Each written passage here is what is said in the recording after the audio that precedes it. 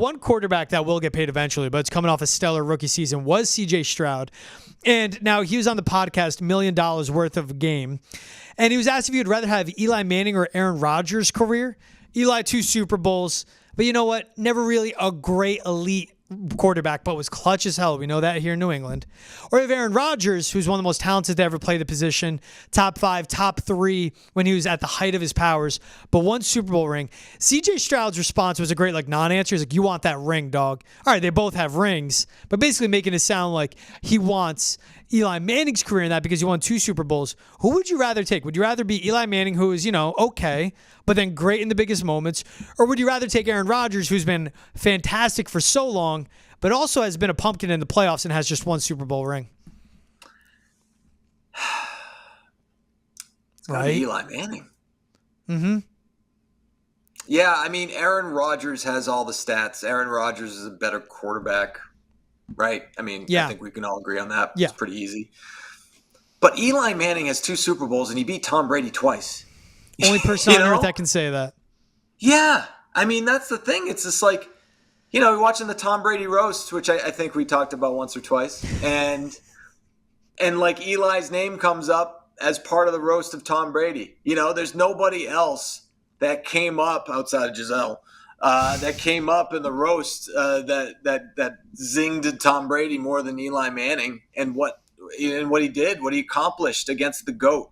Yeah. For that alone, George, I'd rather be Eli Manning. I would. And he might not get in the Hall of Fame, but I mean that sucks. But at the end of the day, I don't know.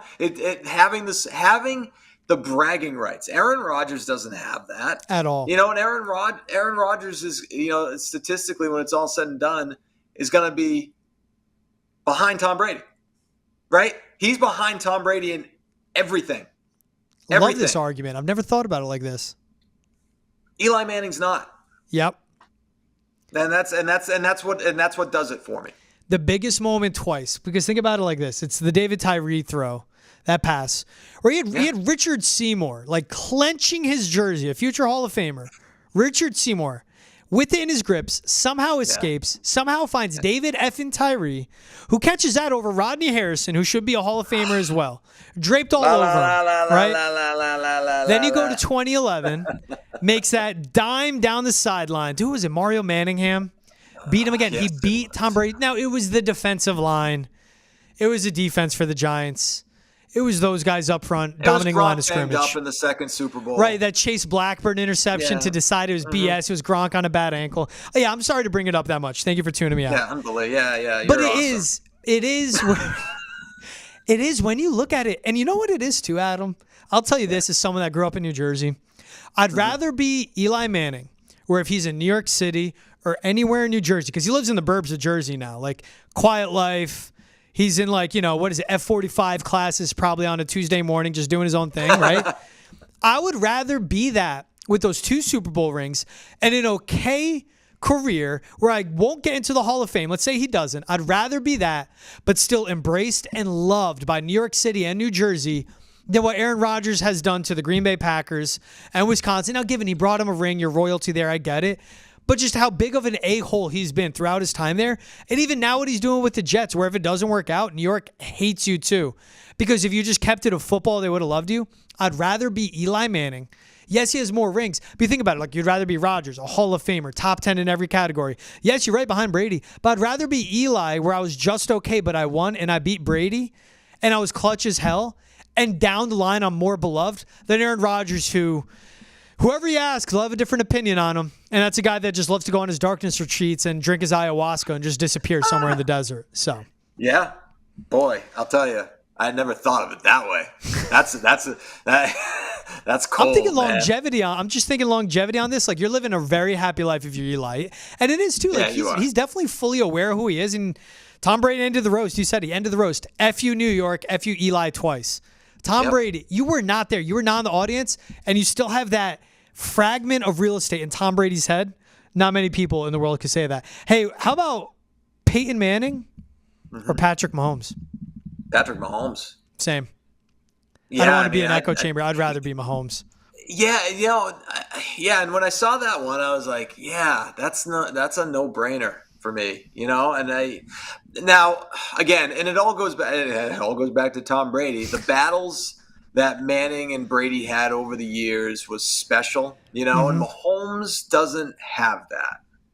Yeah. He doesn't have that one guy that he's gone toe. Now, of His course, Joe Burrow, but yeah, but they're not there yet. They're yeah. not at the Peyton Brady level yet. Mahomes, of course, did face Brady twice, right? Once the AFC Championship, once the Super Bowl. But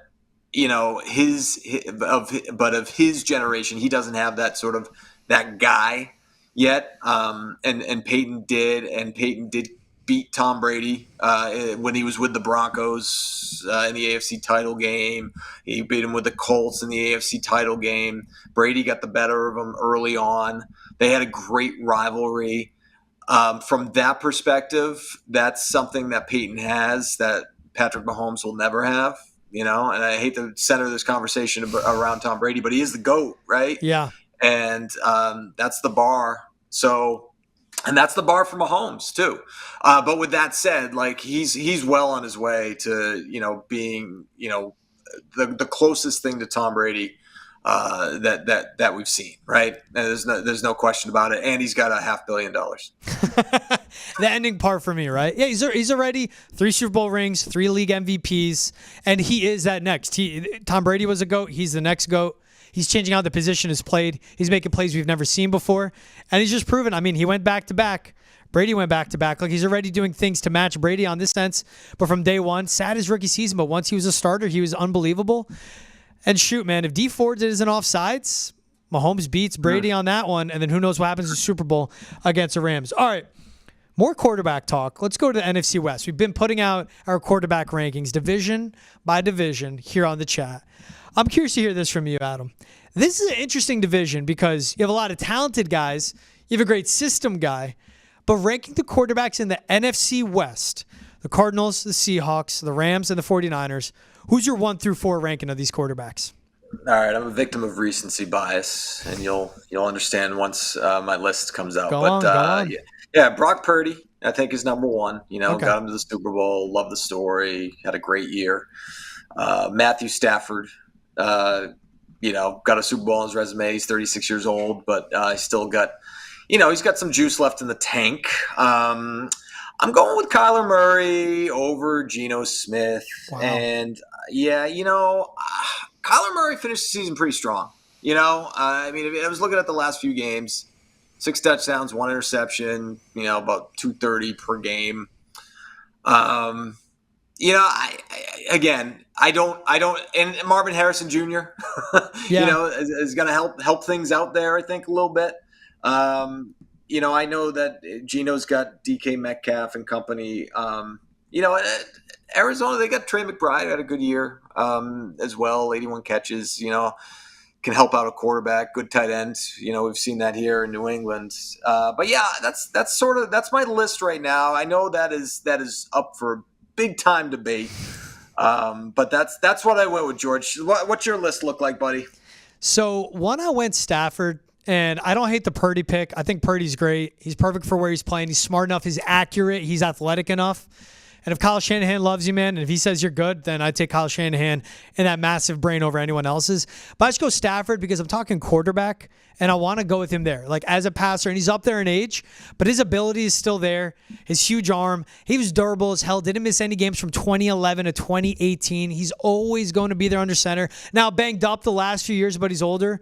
But I still give Matthew Stafford, and with the receiving core he has, Cooper Kupp, Tutu Atwell, Puka Nacua, and working with Sean McVay, I love him there, so I put him 1. Number 2, I do give Brock Purdy, and it's his IQ, his accuracy is great, and it's at an elite level. Matt Stafford, I just give the edge of his arm strength. 3, this is the one, and I don't love it, Adam. I don't love it. But 3, I go Geno Smith, and I think he's going to have a huge fall-off year because Shane Waldron's now gone. We'll see what happens with their receivers. We saw what happened when he fell off when Dave Canales left his quarterback's coach, and it's Geno Smith. So I don't like this ranking. You talked about growing up in New Jersey, man. You've seen plenty of Geno Smith. Look, I know he's a different guy in Seattle, but No, but anyway. He's going to regress to the means. Like water finds its level. It's going to be Geno Smith eventually. For Kyler, I just can't get behind. Like, doesn't stay healthy. I don't know how committed he is to being a football player, athletically, skill level wise. Like, I mean, he is one of the most dynamic guys in the league, but just doesn't piece it all together. And is that being a victim of Cliff Kingsbury being your head coach and couldn't figure it out? And Jonathan Gannon in just one season being the head coach with the Cardinals, we see him be more competitive, more physical, and they addressed it in the draft, right? I go Geno over Kyler, and I guess it's a guy I trust more on Sundays. And I think that says more about what I think of Kyler than what it is of what I think on Geno. I don't really like my list. I really like your list. But I like my 1-2, but I hate my 3-4. Does that make sense, Adam? Well, I understand that. And I don't think 3-4 is, I mean, it's just great. It's kind of like a toss-up for me, honestly. I gave Kyler the edge only because I think the ceiling is still, right. He can still get to another level potentially. He's a lot younger. And I think, you mentioned water reaching its level with Geno Smith, and I just think that's going to happen eventually.